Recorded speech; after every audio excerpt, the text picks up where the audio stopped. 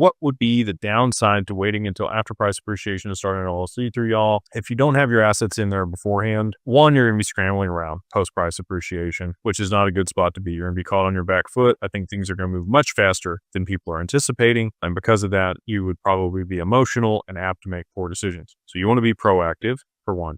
Two, seasoning in bank accounts. And it's a business bank account versus a personal bank account. Let's say you liquidate 7 figures in crypto and you're excited. You're going to send it to your bank account and then they flag it and they freeze it. You don't get access to it. And now you've got to hire an attorney with what money? Which you don't have the money for the attorney to be able to hire to, send the letter to the bank and let them know you're going to sue them to make sure that your account gets unlocked. It's not a good position to be in. If you've had a bank account for 3 to 6 months associated with your LLC, you're going to be much less likely to get flagged or frozen when you send large amounts of money there.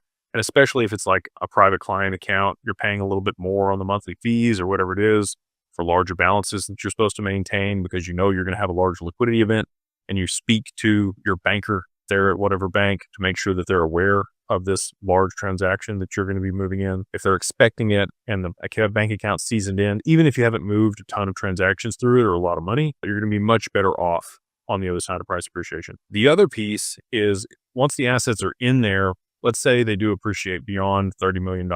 You're not going to have to worry about the taxes, even if you waited. If you do it the right way, moving the assets in there aren't a problem. But if you wanted to gift them out of the LLC into a trust, you're going to want to gift small portions of equity of that LLC and get a 409A valuation done on it. That's going to squeeze the value of the assets down so you can gift more out of your taxable estate. Most people are going to have a trust and an LLC outside the trust and keep a portion of their assets in the LLC outside of the trust to tax arbitrage the trust. And the way that works is any revenue that's more than $15,000 inside of a trust can be taxed at 37.5%, unless you're working with these crazy people that say they defer taxes in perpetuity or you're able to evade taxes with this type of trust. Don't trust those people. Those are scams most of the time. Anyway, so there's a lot of reasons that you would want to set up the LLC before price appreciation.